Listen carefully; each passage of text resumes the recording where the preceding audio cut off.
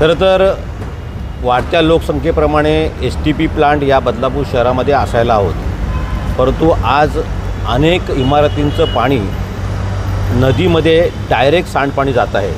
जो आपला मुख्य नाला आहे, अशा प्रकारचे 3 नाले आहेत बदलापूर शहरामध्ये की ज्यामध्ये कुठच्याही प्रकारची सांडपाण्यावरती प्रक्रिया न करता हे पाणी उल्हास नदीमध्ये जात आहे आणि हे पाणी नंतर काही खालच्या भागामध्ये लोक त्याचा पिण्यासाठी वापर करत आहेत. अतिशय गंभीर गोष्ट आहे.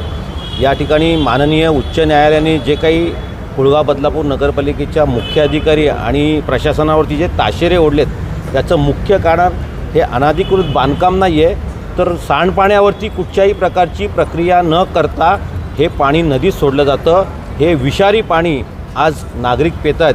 त्याची गंभीर दखल घेऊन या ठिकाणी स्वतः माननीय जिल्हाधिकारी श्री पांचाळसाहेब या ठिकाणी बदलापूरला या सांडपाण्याच्या प्रक्रियेवरती देखरेख करण्याकरता आज या ठिकाणी बदलापूरमध्ये आलेत आणि मग हा विषय माननीय उच्च न्यायालयाने केलं की अशा प्रकारे किती शहरामध्ये अनधिकृत बांधकाम आहेत. परंतु मूळ प्रश्न आहे की प्रशासनाने मागच्या 5-7 वर्षामध्ये या नदीमध्ये जाणारं जे पाणी आहे त्याच्या सांडपाण्यावरती कसल्याही प्रकारची सिवरेज ट्रीटमेंट प्लांटची प्रक्रिया न केल्यामुळे कुठच्याही प्रक्रियेशिवाय हे पाणी तिकडे गेल्यामुळं आज हा गंभीर प्रश्न बदलापूर शहरात उपस्थित झाले. हे तर खूपच धोकादायक आहे. म्हणजे असं सांगायला पाहिजे की संपूर्ण डायरेक्ट पाणी हे कुठच्याही प्रक्रियेशिवाय जर काही उल्हास नदीमध्ये जातं आहे आणि ते पाणी आता जर नागरिक पित असेल तर नागरिकांच्या जीवाला हा धोकाच आहे ना, मोठा धोका आहे. प्रशासनाने ही बाब आहे ही गंभीरतेने घ्यायला पाहिजे होती की नाल्यावरती प्रक्रिया करताना काही छोटे छोटे बंधारे आहेत, काही गाईडलाईन्स आहेत की सांडपाणी त्याची प्रक्रिया कशी करायला पाहिजे, याच्या छोट्या छोट्या काही नॉर्म्स आहेत.